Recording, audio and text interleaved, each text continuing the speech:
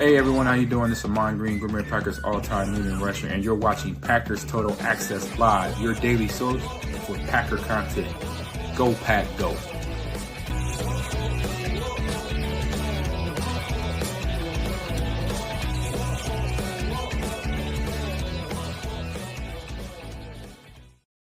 Hey, what's up, guys? Welcome into Packers Total Access. My name is Clayton. You can check us out on Packernet.com. Find me on Twitter at Packers_access. We are live on Facebook, YouTube, X, and Rumble on this glorious June the 22nd. Here to talk some Green Bay Packers as we're inching closer to training camp. Hopefully everybody had an awesome weekend as we get geared up for the work week. I know we're all really excited about that. I see the chat is already lit up in here. Appreciate everybody making us a part of your evening. If you would, hit that like button on the way in. Feel free to subscribe if you're new here. Don't be afraid of the chat if you are new. Just be cautious. No fear, just be cautious. It gets a little wild in there. I'm just going to leave it at that, all right? We're flying solo as of the moment. We may have somebody join us here shortly. I'm not 100% sure on that. You never know where Jacob's at, so we'll see if he hops in here. But we're ready to talk some Packers. And we're going to talk a little Matthew Golden. We're going to talk some Anthony Belton just a little bit. Talk a little D-line room, as well as some Devontae White. If we have time, we'll break down a little chalk talk for Devontae White as well. So let's waste no time, man, and jump right into it and talk a little Matthew Golden. We put a poll question up here, both on YouTube and on X, all right? The poll question is, who will have more receiving yards for the Packers this season, Matthew Golden or Jayden Reed? We also put that poll question up on X, so we will get you guys an updated number on that as well. And the reason I asked this is because there's been some differing information that's dropped in terms of the betting community, the gambling community, and I know Jacob talked about it a little bit earlier in the week, and just seeing a thing pop up today that came across the old AI bot here as we're just kind of combing through and looking at, hey, what are some of the talking points this time of year? And rookie standout, first-round wide receiver Matthew Golden, the Packers, the first Packers receiver drafted in the first round since 2002, has dazzled at minicamp. You guys know Jordan Love was talking about how polished he looked. That's the exact word he used. I know Matt LaFleur was talking him up, but not as much as others. Romeo Doubs had good things to say about him. It seems like everybody is noticing, wow, this kid, he's probably as prepared to play wide receiver day one as a Packers receiver has been in a long time. And it makes sense seeing that they haven't drafted a first rounder in such a long period of time. But said he dazzled at minicamp. Obviously, he ran that 4.3 40 that we all talked about. But the big thing was talking about how crisp his routes were. And many people talking about that. You know, we showed on tape strong hands. That was a big strength of his game. He attacks the football with his hands. He also has a unique ability to be able to time up the throws, even when Quinn Ewers is underthrowing him, right, at Texas. So we showed that. Love the story of how he kind of, you know, he started off a smaller school. He transfers over to Texas. Isaiah Bond comes over from Alabama. He's supposed to be the main go-to guy. And lo and behold, Matthew Golden emerges by the end of the year as the top go-to receiver there at Texas. So he's someone who is an ascending player coming into the league. But here's what I wanted to talk about. According to Grok and AI here, DraftKings projects him at 725.5 receiving yards. Now, those numbers may have changed. That's the numbers that they pulled here. If you guys want to check it on your favorite degenerate gambling site, go right ahead. But that was slightly above Jayden Reed's 700.5. All right. So just wanted to point out that, and there was also an ESPN report. I think it was on June 22nd. So I think it was today, as a matter of fact. It might have been yesterday. Golden's red zone chemistry with Jordan Love, talking about how that could be something that could really become a thing if they develop that red zone chemistry. His rise, questions Christian Watson's long-term role as Watson's 2024 injuries, where he just played 10 games in 2024, and his 2025 contract expiration loom. X-Chatter suggests Watson may be trade bait if Golden sustains his form. Now, listen, here's the thing. I don't want to see Watson traded, right? I don't want to see – I would much rather see Watson return. But the reason I want to point this out is why is it the gambling community – at least some of them have him projected to have more receiving yards than Jayden Reed, who Jayden Reed obviously led the Packers, I think, the last 2 years, right? So I want to get your all's take on it in the chat as well. You guys let us know in the comments if you're watching this later. Am I the only one that was taken back by that? Because when I see that, I go, hold up a minute. Jayden Reed has been the go-to guy in this offense, right? Passer rating when targeted through the roof, yak ability, all those things. He seems to be Jordan's safety net, right? His blanket underneath when the shot play isn't there. And the fact that Matthew Golden is projected to have more now, is it because he's going to play on the outside? Is that what it is? If that's the case, then I would push back a little bit and go, hold up a minute. Now, it seems like Matt LaFleur's offense runs through the slot. It runs through the F receiver, right?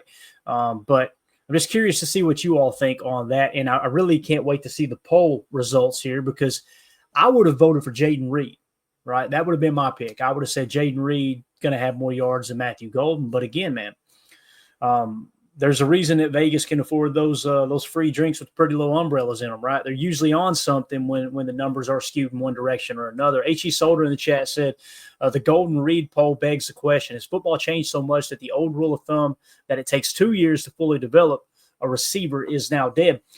Solder, we've been hearing now for about, it seems like it goes back 5 to 10 years, that these 7-on-7 camps and everything, that these receivers are more equipped coming out of high school and especially in college to play receiver right off the bat. Whether they're stepping right into college ball, they can jump right into a starting role, or coming from college to the pros, they're more equipped than they ever have been. Now, I would push back a little bit from a sense of, seems like Green Bay's a little more conservative in that regard, and maybe you guys disagree, but I hate to be that guy, but then again, look at what Jayden Reed did, right? I think he had tied or broke Sterling Sharp's rookie reception record. So that proved, hey, Matt LaFleur ain't afraid to dump him right into the offense and start to funnel him the ball, kind of like how you do Amon-Ra St. Brown in Detroit. Like, that's the high volume dude, obviously. So, I think we're to the point, Solder, where that's dead, right? Like, it's, hey, if they're a guy, if they're a dude, get them out there and start getting them the ball right off the bat. I believe that is the case, man. I really do. Chris the Casual in says, I don't see why they won't slow play Golden into his snaps like they've done for almost every rookie in years. Reed should have a couple hundred more receiving yards this season. See, that's how I went into this conversation thinking too, Chris. But like I just said, you think back, I mean, Reed really got the ball forced to him his rookie year. So I think it's going to come down to how defenses play, and maybe that's why the numbers in the Vegas community is leaning towards Matthew Golden, because we've seen defenses really key in on Jayden Reed down the stretch and try to take him out of the offense. And that's why his targets went down tremendously, that along with the injury issues that he was facing. He ended up having a shoulder. He had an ankle that was bothering him there toward the end of the year. So, maybe that's the case too, that they're kind of projecting, hey, look, teams are going to continue to try to stop Jayden Reed. And I know we're not talking about tight end, but as we're having this conversation and thinking, okay, if defenses really do clamp down on Jayden Reed on those over routes, those climb routes, those digs and the dagger looks, all those things, right? When they do cheat motion him from the F or the slot outside and then bring him back on the deep dig with the dagger, if they're going to continue to hammer down on Jayden Reed, and we're sitting here saying Matthew Golden's projected to have more yardage in the gambling community, well, Tucker Kraft, I don't know what the over is on that. I wish Jacob was in here. We'd ask him. He's our gambling degenerate in here, obviously. But kind of feels like Tucker Kraft might be an over to hammer, because everybody's talking about Matthew Golden and Jayden Reed. Watch Tucker Kraft come out and just have an absolutely huge year. Drew D in the chat says, Golden looks that good. I'll tell you, man, Drew, hearing the reports out of camp, and I try not to buy into this stuff too much, but when you hear players bragging on specific players like they were Matthew Golden, I'm with you, man. It does seem like he's as advertised, at least up to this point. Now, here's the big thing. He's got to stay healthy, right? There's two big things in terms of a rookie contributing and putting up decent numbers. You've got to stay healthy, and you've got to be able to absorb that playbook, right? You got to understand the choice routes. Like, if they're going to mix and match him and Jayden Reed from the Z to the F, if you're going to play F, you got to know every choice route on the damn field, because at any point, any particular time, you might get a hand signal, you might get a tap of the cap, and they may shift over. Jordan might make a check at the line. Now they're going to shift him to the other side of the field, him being the F, whether it's Jayden Reed or Matthew Golden. In this case, Matthew Golden. He's got to know the choice aspect because there's choice routes all over this Matt LaFleur offense, so much so that we can't even – all we can do is show you the end result of the play when it comes to chalk talk and the receiver play, right? there's no way of being able to understand exactly what choice routes were supposed to be ran or what wasn't. That's why it's important to listen to the press conferences and hear Matt LaFleur, Coach LaFleur, talk about these things and going, yeah, well, he ran the wrong route. Well, he's supposed to take that at 8 yards instead of 13, or he's supposed to take it to 15 instead of 7. All those things. It's that much of a detailitis within Matt LaFleur's offense, and that's why sometimes rookies are slow to the punch coming out in terms of contributing right off the bat. So let's go to the poll question and see who ended up winning that. And I have a feeling I think I would know who was going to win it here. Looks like on YouTube, 70% Jayden Reed, 30% Matthew Golden. All right. So they're saying Jayden Reed over Matthew Golden 70-30. And then when we go to the Twitter poll, it's a little bit closer on Twitter.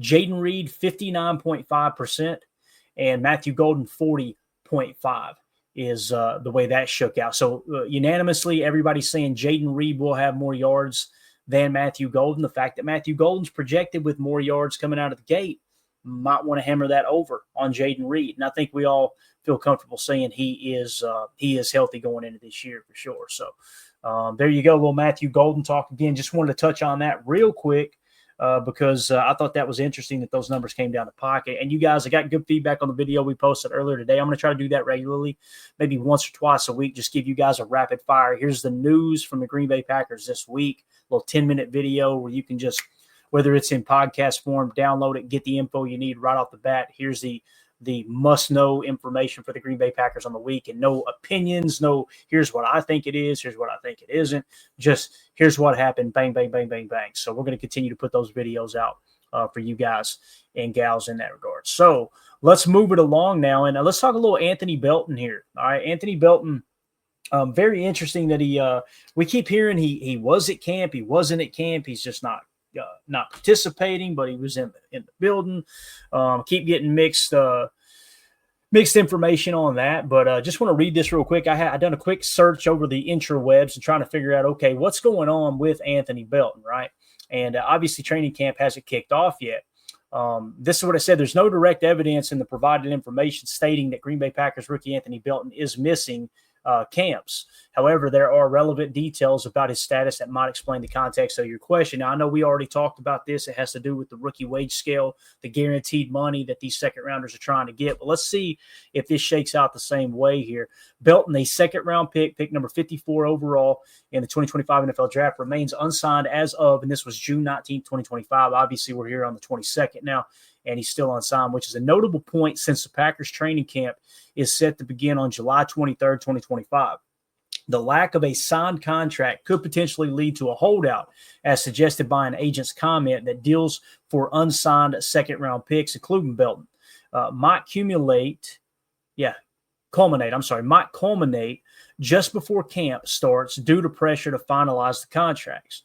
Despite being unsigned, Belton was a full participant in off-season practices. I repeat, it says he was a full participant in off-season practices. Now, we know going into mandatory minicamp, I know that they signed that waiver saying, hey, they're protected if something were to happen at rookie minicamp. We know he was there, and if I remember correctly, he was playing with the number 2s on the offense.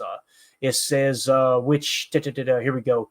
This is where it kind of gets into the details a little bit, all right? He was a full participant in off-season practices, indicating he's been involved in a team activities up to this point. The delay in signing is linked to a broader trend among second-round picks influenced by New Orleans Saints quarterback Tyler Shuck, the 40th overall pick, reportedly demanding a fully guaranteed 4-year deal, which could set a new benchmark for guarantees and contracts for players like Belton.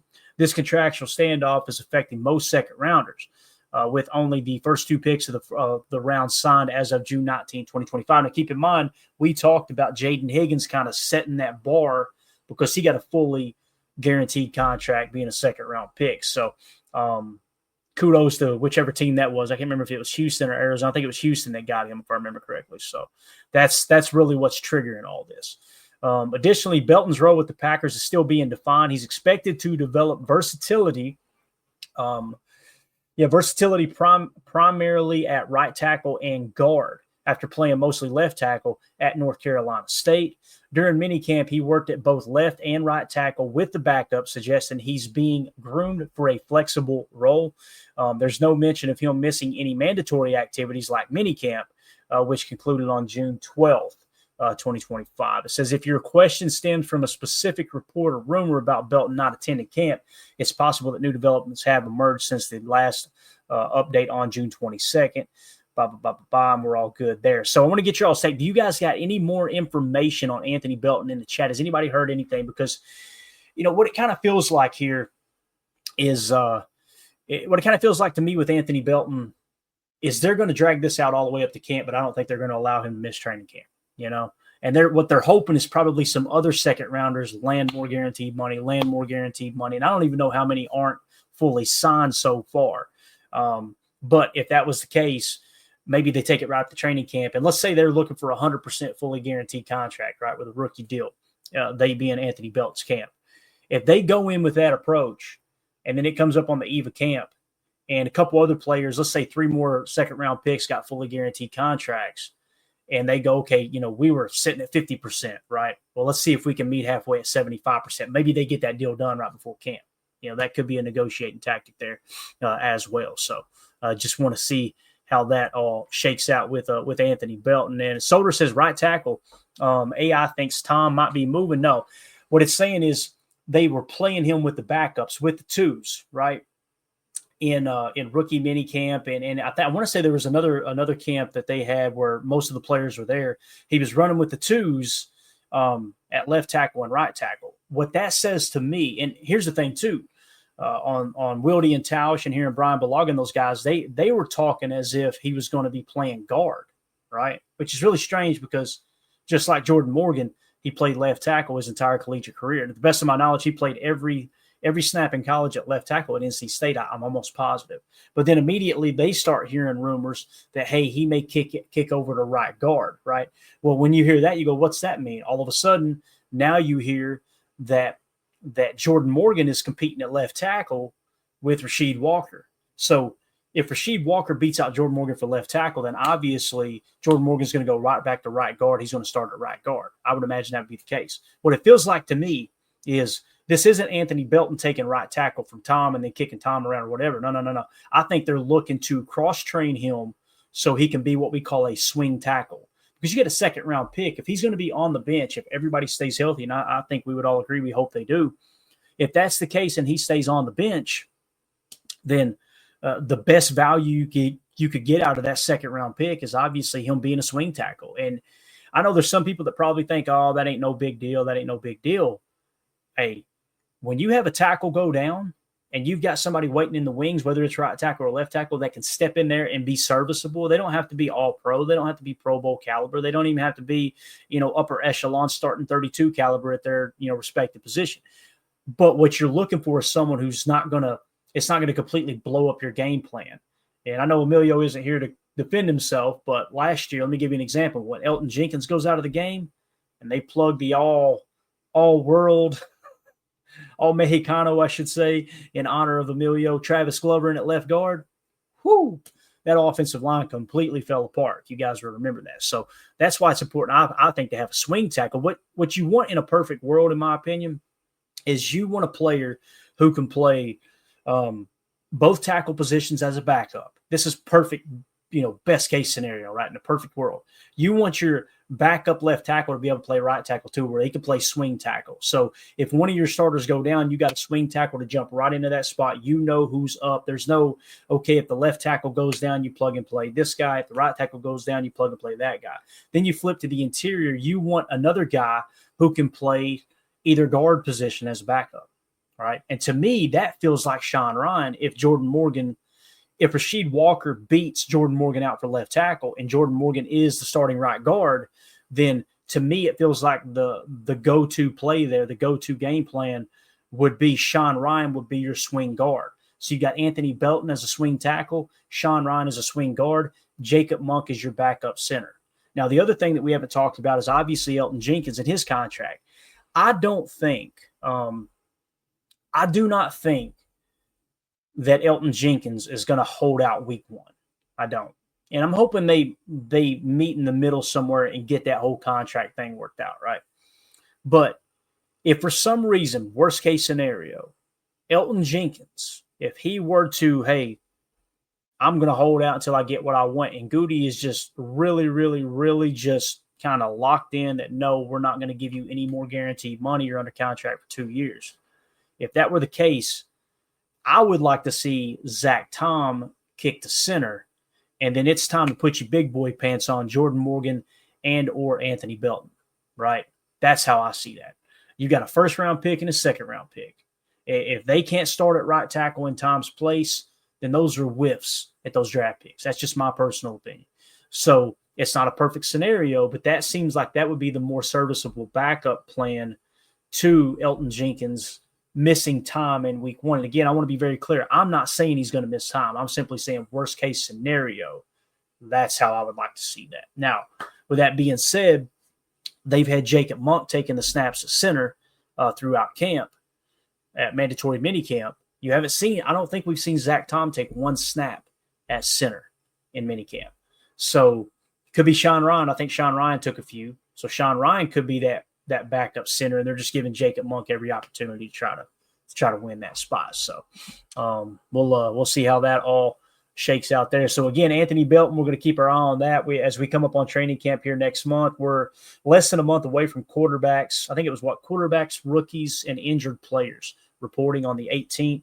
And then, of course, the rest of the players report on the 22nd. We're exactly 1 month away from that date. And then, of course, I think the first practice is going to be on the 23rd. Matter of fact, let me pull that up real quick just to double check. Let's see here. Yeah, so it's going to be, July 23rd is going to be the first open practice. So they may get out there and do something on the 22nd, to be honest with you. So how wild is that, guys? We're 1 month away from training camp kicking off. And then once training camp kicks off, the following week, we're going to have family night. And then it's the first preseason game. It's going to get here so quick, man. It's absolutely awesome. So, again, let's keep our eye and ear to the street on the Anthony Belton situation. All right, now I want to talk a little defensive line room, if that's all right with you guys and gals. I thought this would be kind of cool, as we're going to break down also some Devontae Wyatt talk here in a minute. We put an article up over in our Patreon group. If you guys want to join the Patreon group, you know how to do it. Just go to patreon.com/Packer Fan Total Access. $3 get you access to everything on the site. If you want to be generous and give more, there's a $5 and a $10 tier, but just focus on the $3. That's more than enough to help us out, and it also gets you extra content. We're going to break down that Devontae Wyatt breakdown here in just a second. But I just want to look at the defensive line room real quick. I want to get your all's opinions on this. Again, if you're watching this live, fire off in the chat. If not, let us know in the comments when you do get a chance to watch this. So let's start with quarterback pressure percentage, okay? Brenton Cox Jr. led the way at 13.7%. He ended up with 4 sacks on what appears to be only 95 pass rush attempts, all right?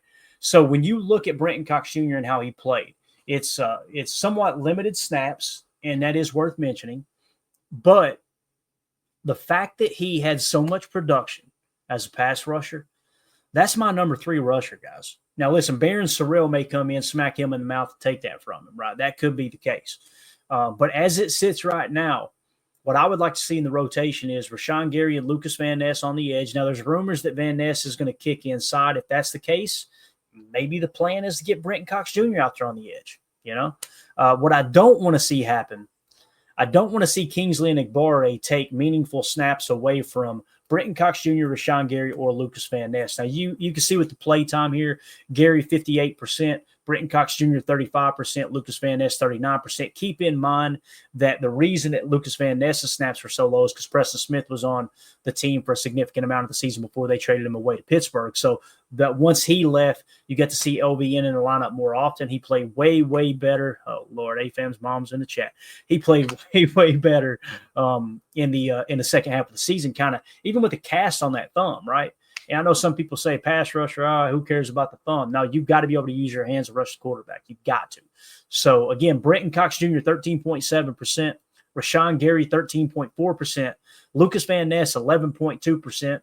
That is a higher pressure rate than TJ Watt had this year. I'm going to continuously mention that, right? In terms of sacks, you have Brenton Cox Jr. with 4. Rashawn Gary led the way at 7.5. Then you had Lucas Van Ness with 3. Devontae White, obviously on the interior, with 5. We'll talk about him here in a minute. Kingsley Enagbare finished with 4.5 sacks, but he had a significant amount of pass rush attempts as opposed to Brenton Cox Jr. Kingsley Enagbare, 277 pass rush attempts, right? And Brenton Cox Jr. only 95. So if you were to have given Brenton Cox Jr. double the snaps at the rate at which he was going, at a 13% quarterback pressure rate, he would have led the team with 8 sacks. I think the big thing we're coming away with when we do these type of exercises, these deep dives with these specific positions, is Brenton Cox Jr. needs to be in the lineup. Am I wrong there, guys? Does Brenton Cox Jr. not need to see more time? Like, it just to me, it makes so much sense. Daryl in the chat says Brenton Cox has untapped potential on pass rush waiting to be unleashed. He was the backbone of the defense when others were down and out. And it did seem like every game there was a flash play or two where he'd come in off the bench and he'd get in the quarterback's face. Now, the problem with him is much like Devontae Wyatt's was last year, run gap integrity. It just seems like Brenton Cox Jr. would just kind of just pin his ears back, run up the field, run right past the rush lane, and give up a running play in his lane, or maybe not set the edge the way he should against outside zone runs, things like that. Last year, he played a lot better. He really did. And when you look at his stops, he had 9 stops last year. And it looks like 12 tackles, right, on 59 run D snaps. So with those nine stops, the majority of those would probably be on run defensive snaps. That's a pretty good percentage there, man. I mean, what would that be, guys? Let me look here real quick. Let me break out the old calculator. 9 divided by what we say 59. Let's say that all those stops came on run snaps, and they may not have. There might have been a screen pass or 2 in there, but 9 divided by, 59 run D snaps? Yeah, it'd be a 15% run stop rate that he would have. I feel pretty damn comfortable saying that would be the best on the team. You know, Gary had a really, really good year in the run defense with 39 run stops there last year. So, again, Brenton Cox Jr. is a name to kind of keep an eye on. Kingsley Enagbare, to me, he's on his way out. I don't see any scenario where they're going to look to re-sign him in anything other than a minimum contract with no guarantee. Aaron Mosby's another one. So, now we're talking about bringing in 2 rookies in Barron Sorrell and Colin Oliver. Now, I know we're all excited about Barron Sorrell. When you look at the tape of Colin Oliver, man, I got equally, if not more, excited about him. And that's not to take anything away from Barron Sorrell. But Colin Oliver looked really, really interesting. If you're going to throw that hybrid role in there, if you're going to throw like a Leo or a Viper type in at outside linebacker and let him rush and then continue to drop into coverage as well, show a lot of those fire zone looks, which we know last year Hafley really, really loved those fire zone looks. And most of the time he ended up bringing 4, so he would simulate pressure, sugar, what we refer to as sugaring on the line of scrimmage. So, yeah, I think that what you're probably going to see here, if I were running the show today, I would want to see the majority of the reps unless something crazy in camp happens and Barron Sorrell just comes in with his hair on fire along with Colin Oliver. I would want to see the share go Rashawn Gary, 60% of the snaps, Lucas Van Ness, 60% of the snaps, and then Brenton Cox Jr. at that normal 35, with the intent that when these guys are going to get banged up. You know how it is in the NFL season. People are going to get hurt. It's going to happen. I'm not wishing it, not trying to be doom and gloom, but it happens every NFL season. So if Rashawn Gary or Lucas Van Ness has to miss a game or 2, I want Brenton Cox Jr. stepping right into that starting role and taking that 60% of the snaps, 55 to 65% of the snaps there. Now, after that, what I would love to see happen is Barron Sorrell take the next wave of those snaps over Kingsley Enagbare. Because what you're going to have in Kingsley Enagbare right now is what we call a progress stopper. And usually when we're talking about progress stoppers, we're mentioning those guys from a starting standpoint, right? We're talking about them, starting and taking like last year, Preston Smith. Preston Smith stunted LVN's growth by being on the roster. Now, you know, 2 ways about it. LVN's pressure, his quarterback pressure percentage was somewhere around 8 or 9. And then when Preston Smith leaves and he gets more snaps, all of a sudden you see that pressure rate start to rise. At one point, there was like a 3 or a 4 game span where he was over 15% pressure rate, LVN was. And now he's settled in at 11.2 at the end of the year. We got a lot of high hopes for LVN as well. So For me, I don't want Enigbare being that progress stopper. And this is nothing personal toward Enigbare. It's just really, really simple, man. Look, we need to get these young guys reps early. So I would want the pecking order to go Rashawn Gary, LVN, your starters, Brenton Cox Jr., that number 3 guy, kind of like we talking about swing tackle just a second ago, swing guard. He would be your swing edge. Brenton Cox Jr. getting the next wave of reps. And then Barron Sorrell, Colin Oliver, and Kingsley Enigbare. Now, I want to hit Tom out there and say this. If we come into camp and Kingsley Enigbare just turns camp on its ear, right, and he's just a dominant force, and he's proven, no, he's the better pass rusher. He took a huge step forward, right? If that's the case, then I'm okay with Enigbare being on the field. I just have no reason to believe he's going to take that huge jump right now. I don't know how you guys feel about that. That's just kind of how I see that. So, yeah. Let's see here. H.E. Soder says, so why has Green Bay struggled to get someone to generate a monster number sack season? Last big hit was Z. Smith, 13.5 sacks in 2019. Who was your defensive coordinator, Soder? You remember? It was Mike Pettin, right? So when Mike Pettin was the defensive coordinator, they brung a lot more of an aggressive approach. Now, some people would say, well, that, does that mean they're blitzed a lot? It could. I mean, obviously, that's the definition of being aggressive on defense as well. But you can be aggressive with just the front four. And there's a lot of fans, there's many people that don't understand that. It's a really, really simple concept. If you're willing to filter out the noise of everybody who just all of a sudden pretended like this defensive line in 2024, man, they all of a sudden suck. And then you turn on the tape, and you're going to see it a little bit with the Devontae Wyatt tape if we get to it tonight. I don't know if we will.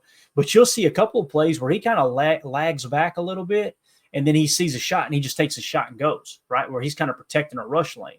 That's how Jeff Hafley called it. With Mike Pettin, it's pin your ears back and go. With Joe Barry, it was pin your ears back and go, not quite to the level that Mike Pettin did it with. But, again, what's the byproduct of that? What's the negative aspect of running a defense like that? Go back and watch the Giants game and watch Tommy DeVito time and time again just take off and run up the field because the outside edge rushers were just pinning their ears back and getting upfield, right? And then you see Matt LaFleur get involved with the Joe Barry defense. He adjusted that, and they stopped doing that down the stretch of the season, and you didn't have quarterbacks running all over them again. So, again, when you look at that 13.5 sacks in 2019, it's how they're being coached to rush the quarterback. That's not – you can – let me put it this way, Soder. Now, 2019 is a bad example because they had a pretty damn good defense, right? But would you rather have a defense like under Joe Barry, right? Would you rather have a defense that can't stop the run to save their life, but they're getting higher sack totals than we did last year? Or would you rather have the second best run defense in the league while still finishing 9th in sacks, right? Last year, people have convinced themselves that the Packers were horrible at rushing the passer last year. And it simply was not the case. They were not in sacks. And they were top 3, top 5 in EPA per drop back in pass defense. You see right here a negative 0.02. Negative 0.02. So they were, if you actually break down the numbers and put everybody in order, they just got the playoff teams there at the top. This, again, was in the 2024 season, all right? They were tied with the Eagles in EPA per dropback on defense, right? Those are the metrics you should be looking at and not truly sack totals, right? Because the goal is to stunt the offense with your defense, right? I would much rather have someone that finished, like I said here, in terms of EPA per dropback at this point in the season. And I'm thinking this was this was obviously into the playoffs. So this was through the divisional round. So it's pretty much the entire season. You essentially you were tied for the 3rd best pass defense in the league in terms of EPA per dropback. Now, when we go to yards per pass play, they were top 10 as well, right? Then you finished 9th in sacks. You finished 2nd in run defense.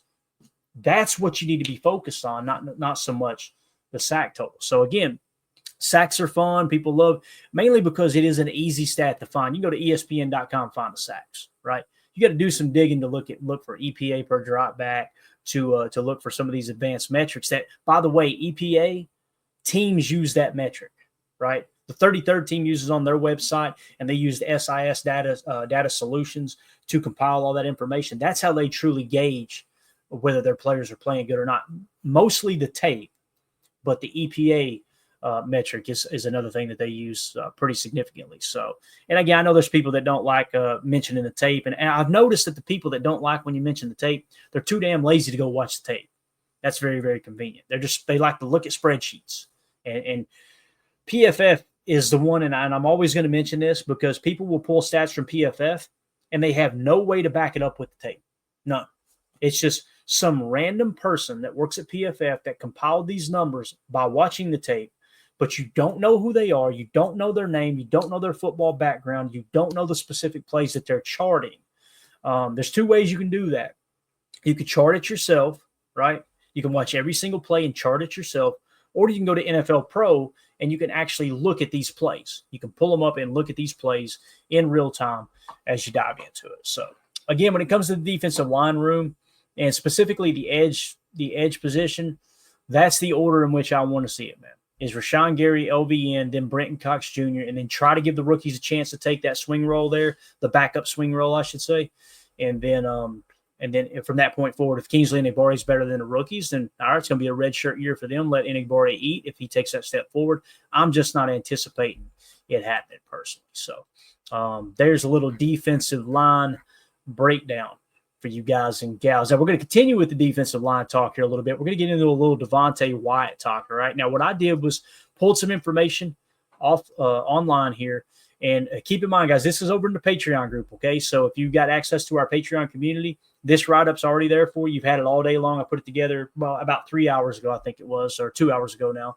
And we've actually got the breakdown, the Chalk Talk tapes already uploaded for you guys. 1:17 of Devontae Wyatt, some of his best plays for the 2024 season, all right? So going through the internet and just having it compile information for us, a lot of this stuff's probably going to come from PFF and other websites. And then I've attached some NFL Pro stuff, which you guys know I'm a big fan of NFL Pro. We've also got some PFF stuff here as well. So just ask for a breakdown of Devontae Wyatt's performance and potential with the Green Bay Packers, all right? And we did it in bullet point form. I didn't want it to be something that's long-winded and kind of drags out. Didn't want it to be all wordy and try to sound, every time AI is going to screw that up anyway. So let's get some bullet point forms here. So here we go. Fifth-year option secured. The Green Bay Packers picked up the fifth-year option for Devontae Wyatt, a 2022 first-round pick, ensuring his contract extends through the 2026 season. Now, again, guys, some people look at that and go, man, why didn't they give him a contract extension? The fifth-year option is an inflated number. It's like a mini franchise tag for that player, right? So when you tag them with the fifth-year option, unless it's a position where the value is driven down significantly like we did with Darnell Savage, it was almost like we don't have an answer at safety, although I think we would agree Darnell Savage was not the answer. Let's tag him with that fifth-year option because it's much cheaper. It was like $7 million. When you slap a defensive line franchise or a fifth-year option on a player, you want them in your future contract talks. And they're in contract negotiations with Devontae Wyatt, from what I understand. The three names we're hearing is Zach Tom, Devontae Wyatt, and Quay Walker. Right now, I don't know how extensive those contracts. I imagine Goody and Russ Ball would like to do them one at a time. Zach Tom will be top priority for me. And then after that, I would go Devontae Wyatt, and then I would go Quay Walker. Now, there's a chance that they say, hey, look, we're going to wait and see how you play this year, Devontae Wyatt. Now you get a quarter of the way through the season and Devontae Wyatt's on fire, get that contract done in season type thing. Now, I don't know. It seems like it's somewhat rare for them to get a contract done mid-season, but again, that's why the fifth-year option was secured. Pass rushing prowess, all right? Wyatt ranks in the 97th percentile for hurries per pass rush opportunity among qualified interior defenders. So when you look at the PFF grades and you see he graded out in the 60s or whatever it was, you'd think, man, he didn't have that good of a year, did he? But then when you break it down for interior defensive linemen, that's where you really understand, wow, he is a very, very, very effective pass rusher, right? So pass rushing prowess, 97th percentile in hurries per pass rush opportunity. Now, he is in the 67th percentile for quarterback hits per opportunity and the 91st percentile for sacks per opportunity, all right? Against true pass sets, Wyatt ranks in the 91st percentile in hurries on opponent there, and 75th for sack. All right, and those are in true pass sets, and that is a PFF metric if I remember correctly. All right, since 2023, he's recorded 61 hurries and 12 sacks per PFF data, counting half sacks as full sacks, okay, despite not being a full-time starter. So, again, we got to get him on the field more often as well. We actually had that breakdown, and I already dropped it down. I wanted to see his playtime percentage because it was significantly less. However, he was banged up last year, but he still played in 14 games, if I remember correctly. Yeah, right here it is. 2024 season stats. Played in 14 games, producing 32 pressures, the third most on the Packers defense, despite only 247 pass rush and snaps. Now, with the 32 pressures, that's a different number than NFL Pro had. And that's the reason I wanted to put these up, because I'm almost positive that the internet pulled this from PFF's database, and I want to show you kind of the difference. We'll get to his NFL Pro numbers here in just a second. An ankle injury in 2024 limited his overall impact, stunning a potentially breakout season. Areas for improvement. Wyatt struggles as a run defender. We've talked about that time and time again here on the show, which has limited his role to primarily pass rushing situations. Needs to improve consistency in finishing sacks, as he often gets into the backfield but fails to complete the play. We've seen that more in 2023 than 2024. I felt like he got better at that, and he got better at run defense last year as well. Becoming a three-down player effective against both pass and the run is critical for his development in 2025. Team context: the Packers did not re-sign starting nose tackle TJ Slayton, and their only defensive line addition was sixth-round pick Warren Brinson, indicating Wyatt and Kenny Clark will be the primary starters in 2025. Now, keep in mind, when they mentioned TJ Slayton at the nose, he would play the nose in 4-3 sets, right, for the most part. And then when they would go to their nickel, he would come out for the most part. TJ Slayton would. Devontae Wyatt would go in. Kenny would kick over to the nose, and Devontae Wyatt would play the 3-4 eye, okay? Wyatt's 2026 base salary is projected at $13.9 million, ranking 27th among interior defensive linemen, which some view as a steep given his limited starts. 5 career starts is all he's got on the books. Again, they come out in a 12 or 21 personnel, and he wasn't the starting defensive tackle. That would be considered not a start, right? So, again, that $13.9 million, that's the 27th highest paid interior defensive lineman in the game. So, that's a fairly steep number when you're talking about a player who's not the number one defensive tackle on your team. Like with Kenny Clark's cap number, that's why you look at Devontae Wyatt's number and think, man, that's significantly cheaper than Kenny's. Of course it is. Kenny's got a huge contract, right? So we'll see how the new contract will shake out. Expectations for 2025. Staying healthy is crucial after an injury-plagued 2024. Coaches, including Matt LaFleur, are optimistic about Wyatt's potential, citing his offseason preparation and moments of brilliance. The Packers aim to improve their pass rush consistency, with Wyatt expected to play a larger role as a starter, obviously talking about here in 2025. Potential impact. Wyatt has shown elite pass rushing potential, making him a candidate to become a top interior disruptor. If he improves his run defense and stays healthy, he could emerge as a significant difference maker for the Packers defense in 2025. So let's take a look at the PFF grades. What I did was pull all of the interior defensive linemen on the Packers roster currently, and here are their PFF grades from last year. Okay, so keep in mind, he is the 26th or 27th highest paid interior defensive lineman across the league. He graded out, according to PFF, as the 37th best. Okay, so that would once again prove the point that that's a pretty steep number that they've got him signed on that fifth-year option at, based off of PFF's grades. His defensive grade was a 66.4. The run defense grade was a 52.0.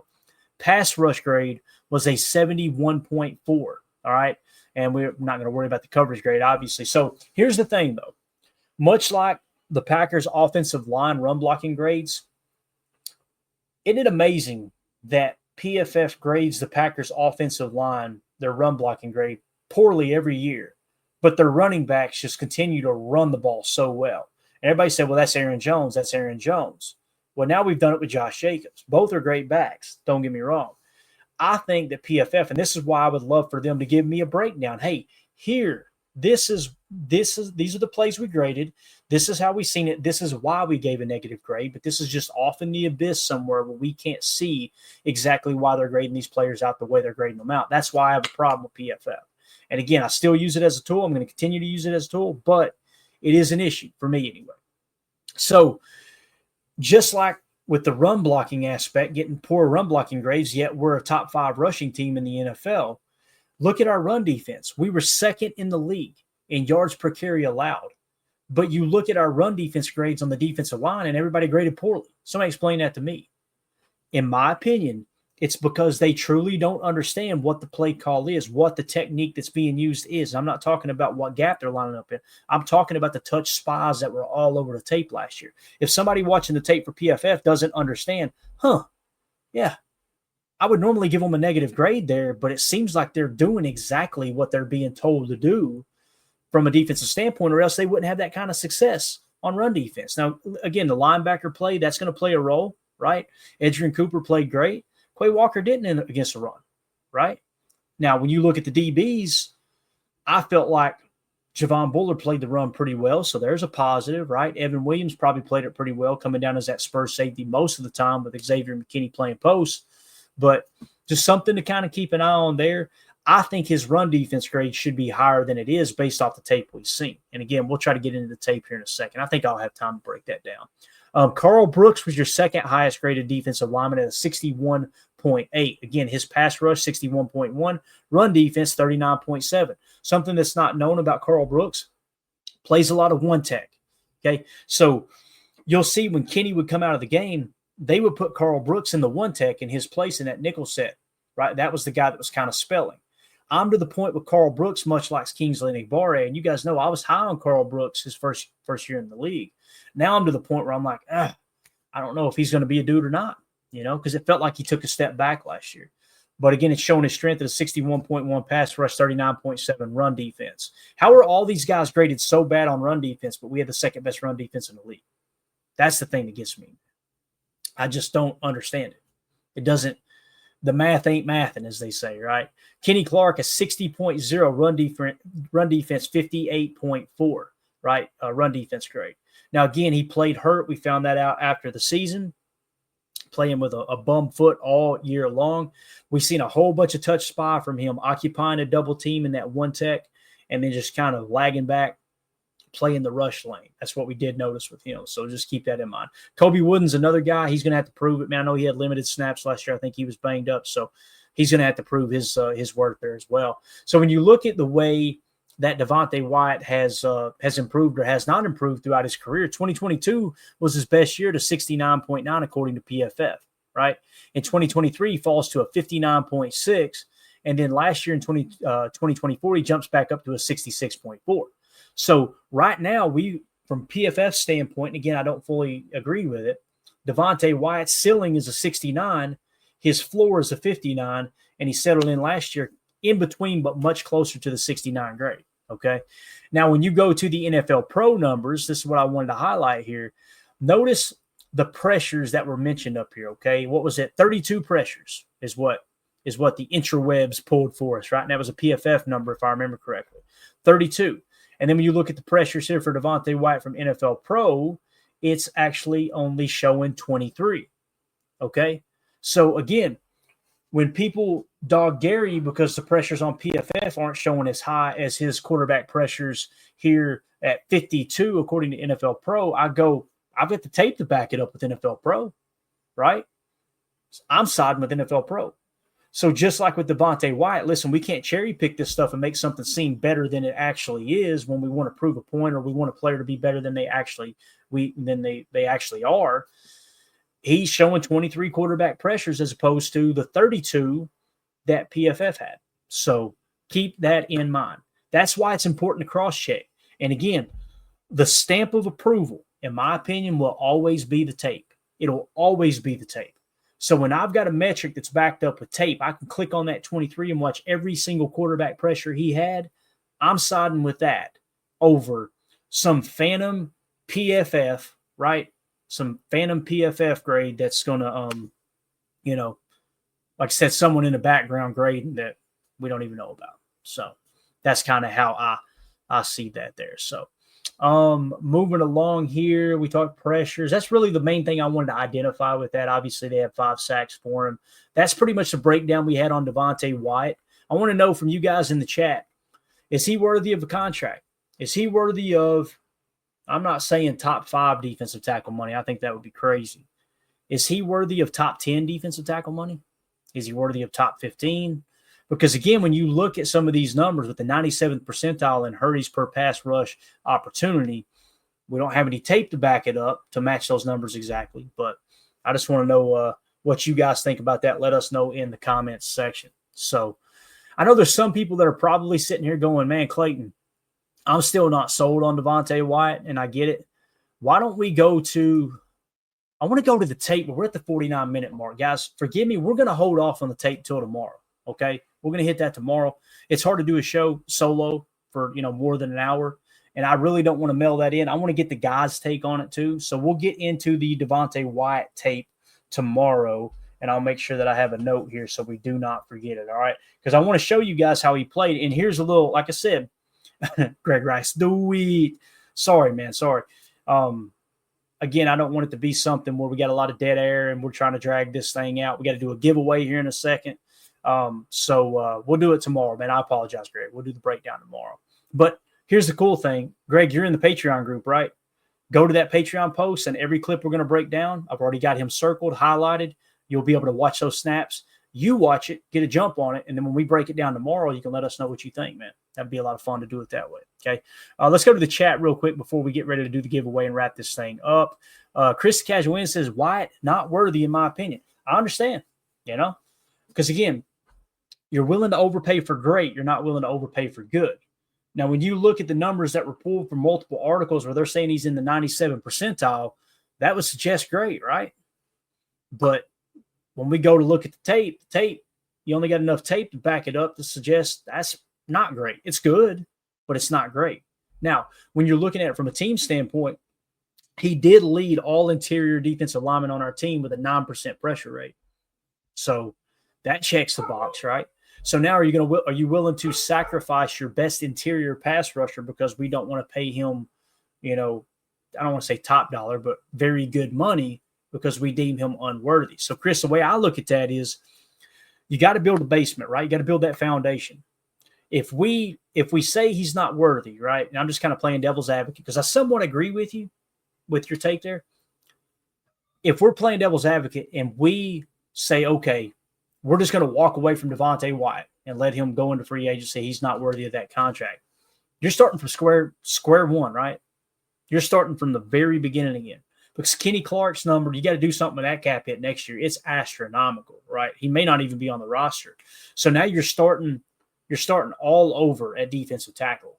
As where if you were to pay him being Devontae Wyatt very good money, that's your floor. And he's your 3-tech, right? Now, there's some snaps that will break down where he actually played 1-tech. People don't believe that, but it's true. There's times that he would kick into 1. Now, his run defense, I feel like it got better last year. When you guys see this tape, you're probably going to go, yeah, PFS full of crap. That dude played the run pretty damn good. Again, somebody had to play the run good, What I would like to see is, now, if you could tell me there's going to be a dominant force at the defensive tackle position, somebody who could play a 1 to a 3-tech in free agency next year, sign me up, right? I would totally go that route, right? But with us not knowing if we're going to get into a bidding war with someone else, and 3-techs aren't just falling off trees. Like, if a team's got a good 3-tech, they're not letting them hit free agency. It's very rare that someone like Christian Wilkins hits free agency, right? Because teams want to lock those guys up. I mean, we disagreed with Kenny Clark's last contract. We didn't feel like he was, worth that much money, in my opinion. I say we like everybody agrees with me. You guys may not. But why did we do that, though? There's not a whole lot of defensive tackles on the market. You'll get some that are over the age of 30, but Kenny's, cracked the over the age of 30 now too. So Chris says, need to give some of Kenny's money to Wyatt. Exactly. And that's what I'm getting at, Chris, is like, if you move on from Kenny, you've got the money to re-sign Wyatt. And guess what you do? You go to the draft, like we talked about this year, and you go try to find that next great 3-tech of the future. Right. And then you can work Devontae Wyatt in and out of the nose. And I think they're expecting Warren Brinson to eat a few of those snaps as well with TJ Slayton now gone. So that's something else to kind of keep in mind there as well. So it's going to be interesting, though, to see if they just, give him top dollar. And I don't know what the average annual value would be. If I can remember tomorrow, I'll put up a poll question for everybody and see what you guys think would be the top dollar that Devontae Wyatt should get in a new contract. So if you guys will, we get a bunch of people in here. Hit that like button for us, subscribe to the channel. Appreciate y'all hanging out with us. If you're watching on Twitter, if you click on my Twitter account there. Just click on the profile, that ugly picture I got of myself there, and the beautiful lady that's my wife there. She's the best part of that picture, obviously. If you click on that, it'll take you to my Twitter page. You'll see the YouTube link attached there. Just click on the YouTube link, hop over to the YouTube channel, subscribe there. It's a lot more enjoyable to be in here hanging out in the YouTube chat as opposed to X, but you're free to watch however you want to watch. We appreciate y'all making us part of your evening. Let's do a giveaway real quick, gang, as we get ready to wrap this sucker up. We're giving away an autographed Lucas Musgrave rookie card, okay? And here's how it works. We've got the Larry McCarron pinky wheel.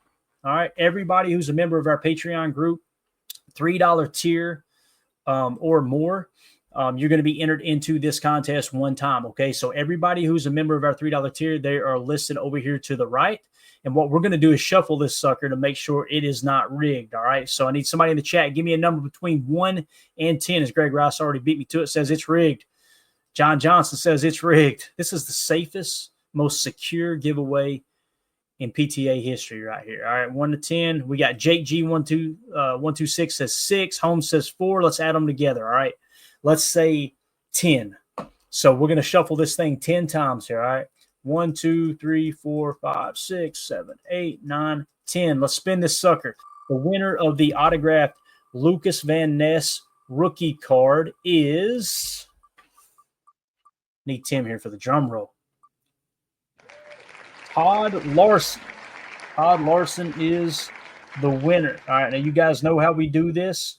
If Todd Larson is in the clink and doesn't come forward, we're going to spin it again. This will be the second place. So if Todd Larson does not come forward and get the card, then it's going to go to Mr. Chris in. I think that's Chris the Casual in there, I believe. All right. And then if Chris, we may just not give it to Chris just because he gets in here and makes fun of AFAM's mom all the time. If those two don't come forward, obviously Chris will. Then the third place winner would be Justin Connor, looks like. Justin Connor. All right, so there you go. Again, Todd Larson, if you're in the chat, hit us up over on Patreon. It's another cool thing about our Patreon group. We got direct messaging to us as well as all the chats in there. You guys are awesome. Appreciate y'all. Yeah, there's Chris. He's in here. So, Chris, if we don't hear from Todd Larson, let's give him about a week, bub. Give him a fair chance to claim his prize. If we don't hear from him, it will be your card. So, again, Todd Larson, come forward and get your prize, buddy. We appreciate you supporting us over in the Patreon group. And again, guys, if you want to get entered into the next giveaway, which will be next Saturday or Sunday, we typically do them on Saturday or Sunday, make sure that you are just a member of the $3 tier. Again, it's just a way for us to give back to those who are giving to us and supporting the show. So tomorrow we'll do the Devontae Wyatt tape breakdown. You guys are going to love that. You can also go to my X account and see that video. I posted it earlier as well if you want to kind of get a jump on what we're going to hit tomorrow with Devontae Wyatt. Another thing I want to do is at some point I want to do the Hobbs coverage snaps and kind of show you guys. Let's just do a film breakdown real quick of some of his top plays in coverage from last year and kind of get a feel for how he plays the game. I also want to key in on some of his pass breakups, and I think he had an interception as well. Where was he playing? Was he playing outside? Was he playing predominantly in the slot? I want to break down all that stuff. So we will we'll approach it that way. Chris, you're too kind, man. You are too kind, buddy. He says, Clayton, if I win, roll it back into the next giveaway for someone else, man. Well, we got Justin Connor in here too, brother. So you just let me know if you want it or not, man. It's yours. And again, man, I know you're always in the chat. You're always hanging out and appreciating us. So Holmes says, Rumble tomorrow, Clay. Holmes, man, we've been doing good here lately, bub. The chat hasn't been going down while we're doing film study. So we should be able to keep it on YouTube, but we're live on Rumble and X every show. So if for some reason it does go down, you guys know as soon as it goes down, hop over to Rumble, okay? And it's crazy because it'll go down on YouTube, then it'll come right back up. And it's just AI triggering, hey, you're not allowed to use that. And then they realize, oh, yeah, they are allowed to use it. And they'll pull it back up. So, yeah, there you go. But, yeah, we'll definitely doing that breakdown tomorrow. I'll get Hobbs keyed up as well. I'm sure we'll get some other Packers topics to talk about again tonight. You guys in the chat were awesome tonight. Thank you all so much for hanging out with us. Again, hit that like button on the way out. And Todd Larson, reach out to us, man. You got a Musgrave card getting ready to get mailed to you. So appreciate you supporting. the show. Everybody have a wonderful evening. We will see you tomorrow, 6:30 p.m. Central Time. Lord willing, and the creek don't rise. As always, let's go out and be the change we want to see in the world. Enjoy this little outro of Romeo Dobbs squealing the tires. Pocono was a hell of a race. I don't know if y'all like NASCAR or not. Y'all learned a lot about this redneck here, but Pocono today, there was a lot of people screeching them tires. They were getting loose coming out of turn 1, that's for sure. And it sounded a lot like this. We'll see. Here we go. Bye, guys.